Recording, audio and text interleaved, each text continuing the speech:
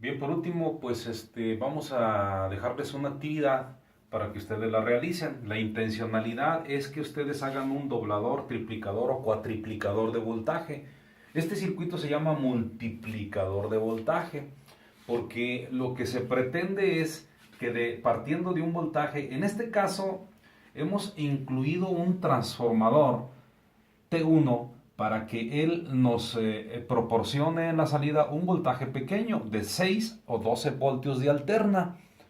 Dado que si trabajáramos con 120 voltios de alterna sería muy complicado, muy costoso los capacitores que nosotros requeriríamos. Pero si utilizamos un transformador, como es este el caso, puede ser un transformador de medio amper. Este transformador es de 3 amperes, es un transformador grande. Nosotros por aquí le conectamos de manera usual el voltaje de alterna.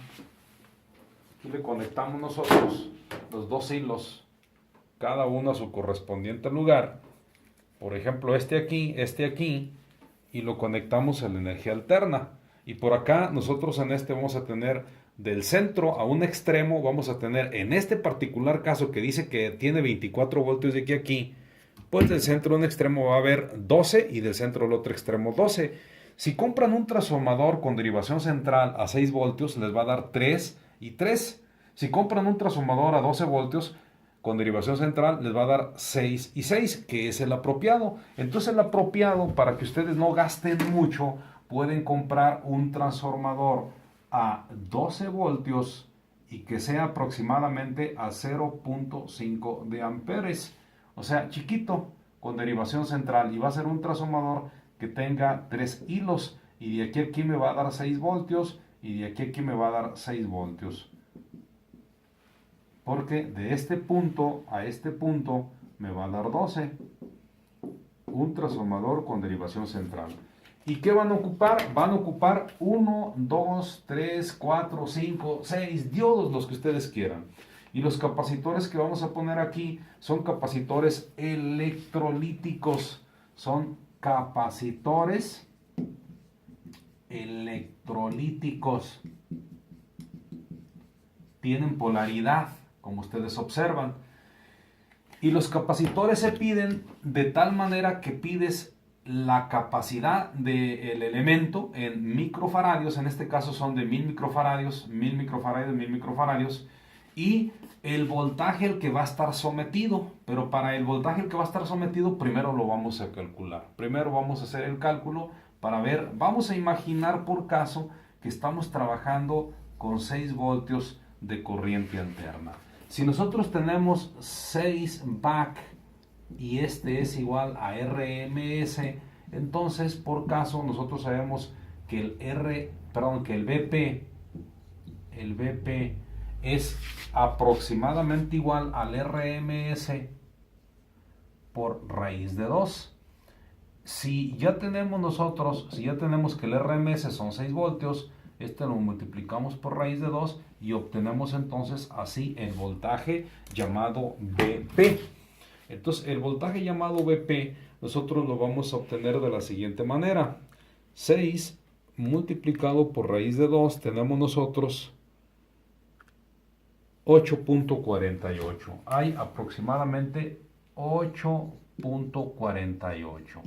Bien, vamos a ver cómo funciona este circuito.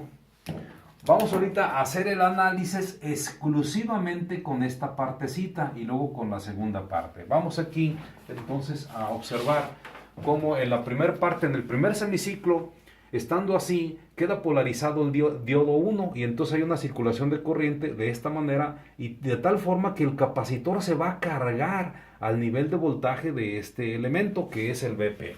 ¿Y cuánto era el BP? El BP era 8.43. Entonces quiere decir que este capacitor se va a cargar con un voltaje aproximadamente igual de 8.43 de volt. ¿De acuerdo? Bien. Una vez que nosotros hemos pasado por el semiciclo positivo, luego viene el semiciclo negativo. Y cuando se presenta el semiciclo negativo, las condiciones son estas.